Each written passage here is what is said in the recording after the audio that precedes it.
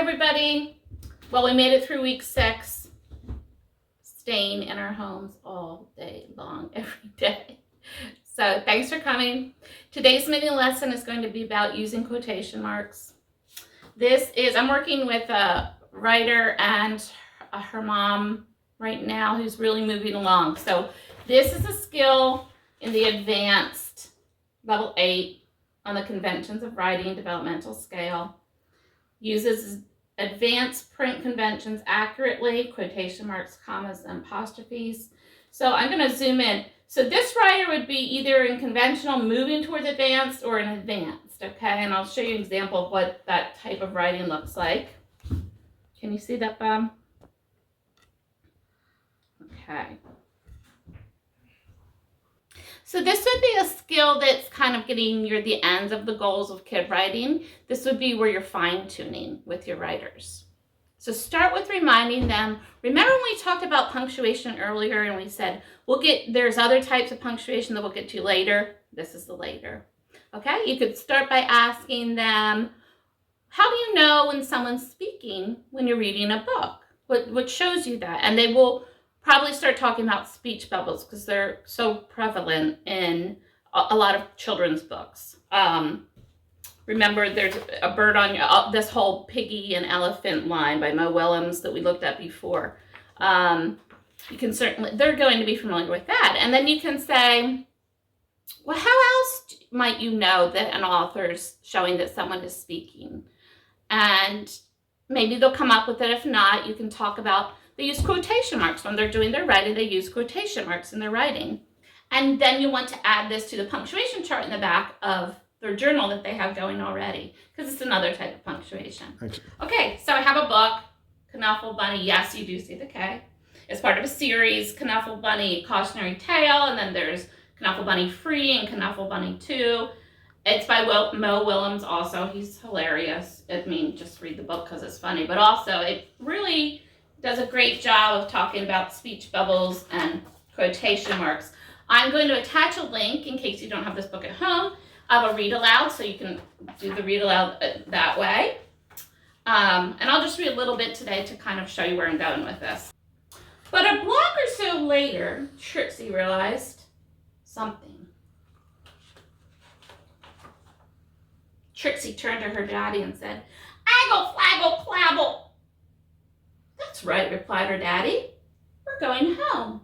So I'm looking at this as it's interesting. She has a speech bubble connected to the picture, but when her daddy's talking, it has quotation marks around it. And then it used the word replied. Interesting. We're going home.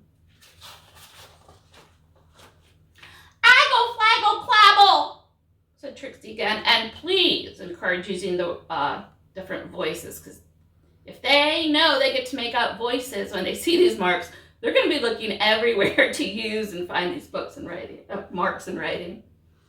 Trixie said again, "Flaggle, flabble, Wumby, flappy, snurp." Now please, oh look, Dad's using the quotation marks again. Because it must show that he's talking. Looks like he's talking to her. "Now please don't get fussy," said her daddy. Well, she had no choice. Trixie bawled. "Wah!" She went boneless. She did everything she could to show how unhappy she was. By the time they got home, her dad was unhappy too. Okay, I'm going to stop there.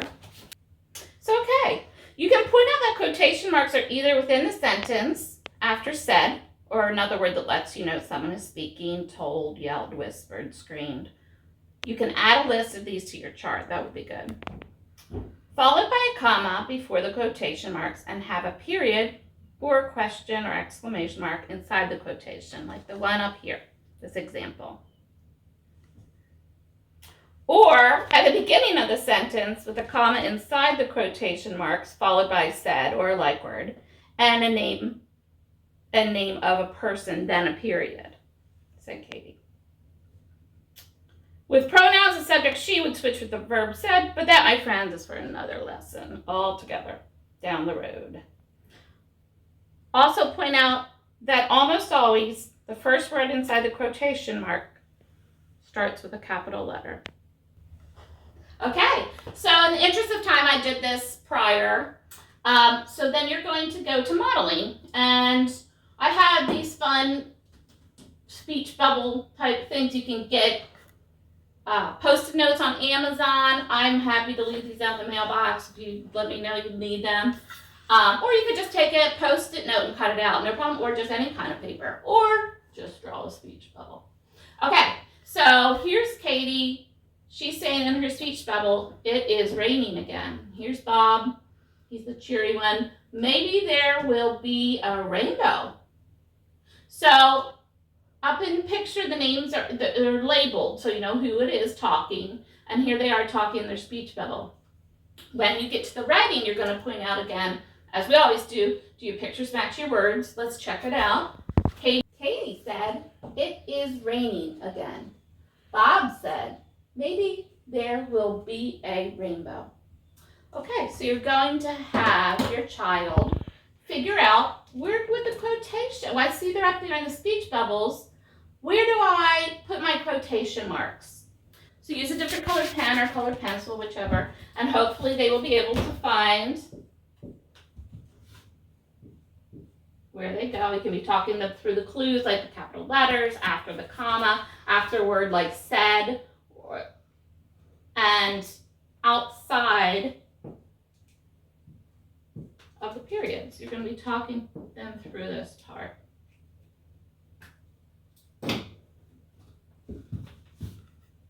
Okay, so have them then experiment with this in their journals. And I say experiment because there is a lot of nuances and pieces when I was going through this lesson, I realized, for using quotations. I think the main thing here is that they realize it indicates when someone's talking. That's simple, right? And you can, if you're going into all the details about commas and after and before and everything, and you see their eyes glaze over, just go back to quotation marks show us that someone is talking. Okay, so like I said, they're probably going to find quotation marks in their writing now, and if they're using voices, they're going to be searching for quotation marks in what they're reading and writing. So these, the Frog and Toad books are awesome because basically the whole series is a conversation between Frog and Toad. So it is chock full of quotation marks.